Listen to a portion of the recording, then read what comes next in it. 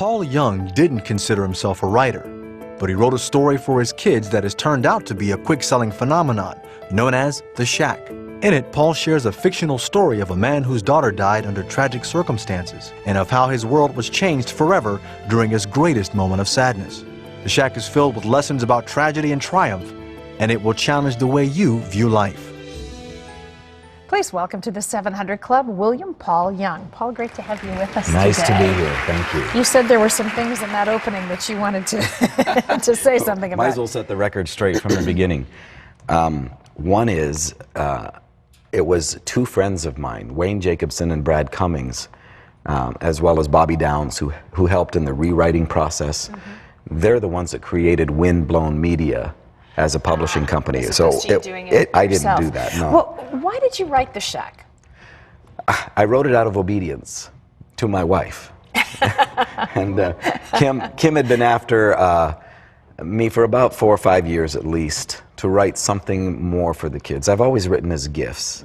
And I've never published anything, never tried to publish anything. This was no different. This was a gift to give to my children. And what was the premise of what you wanted to give them in the writing of The Shack? A couple things. One is, I looked at my life. I was 50 years old. I've been through, and again, the shack is a metaphor. It's for the place we get hurt and stuck. And for me, it took 38 years to go back to my shack, and then it took me 11 years to go through it. So the main character, Mackenzie Allen Phillips, is really my process of coming to healing squeezed into a weekend. And for my children, part of it was, and I think what Kim wanted, was some way to help them understand the big picture of how their dad thinks. And for me, it's like saying, if I can save you 40 years worth of pain, and process, I would love to do that. And I'd love you to be in love with this God that I am. Paul, I think, life is so glorious and wonderful as God intended it to be, but it is also filled with disappointments and hurts and loss. And people sometimes lose that deep understanding of the goodness of God in the process of that. And not only that, I mean, there is tremendous pain. There's no question about it. And there are many people with great sadness. And the issue of the goodness of God becomes really central. Part of the problem is that, unfortunately, intentionally or unintentionally, we've had a lot of bad theology that has created a God that is also not on our side. He is, even as believers, we get the idea that he's mad at us, or at least based on our performance, how well we're getting along with him. Yes. And I think part of that also comes down to the core, that if there's any place to run to in the middle of our pain or our disappointment or wondering what's going on in our lives, it's not to God as God the Father. We might be able to go to Jesus because at least he can understand how we feel, but we always think there's an aloofness to God the Father. A separation. And that's the separation that I wanted to get past. I wanted to bridge that gap and say, you know what? He's not like that. He's on our side of the table. You talked about going through pain for a long number of years in your life and then processing for 11. What was the thing that caused you to crash and burn and come to the place where you realized he's not like that? Well, I always kind of sense in the back of my mind that he wasn't like that.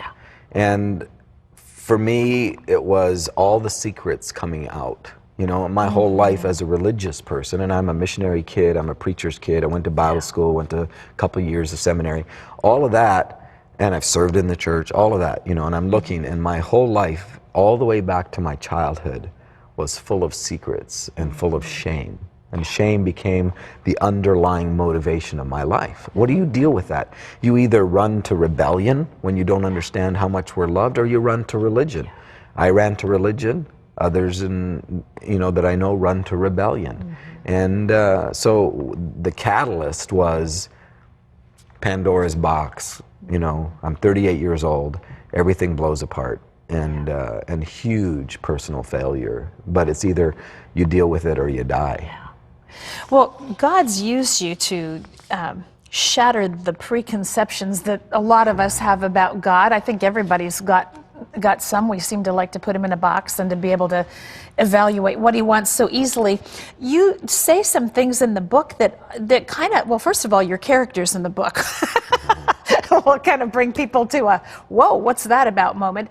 But you also say some things that I think are startling. For example, I think people would find it startling on page 149. You say that Jesus says, my life was not meant to be an example to copy. And we wear bracelets that say, what would Jesus do? And we have all these little slogans and things that we do that make us feel comfortable. What did you mean by that? If you asked my children, if you had a bracelet that said WWJD, and you asked them what they would say that means, they will tell you, what will Jesus do rather than would. When you use past tense, you've created a model. To me, the centrality of the new covenant is not that he has come to give us the Holy Spirit to help us be like him. To me, following Jesus, being a Jesus follower, is not trying to be like him, it's allowing him to be himself in the uniqueness of our own personhood. And that to me is the new covenant, that he has actually come to live inside of us. You know, Jesus is the only hope, not only for us as individuals, but he's the only hope for the world. This is a fascinating and unique story and way of giving us a fresh, broader picture of who God is. Maybe more specific, not broader. What do you want people to walk away from this with after they read The Shack? Boy, that's a great question. I want them to know or have a sense that God is so much bigger than they had thought, that he is totally outside the box, that although his behavior is unpredictable, you're dealing with an actual person in terms of the three, but the one, even though his behavior is uncertain, in a world full of uncertainty, his character is not. His character is absolutely certain. And that's why the core question is he good? Is he involved?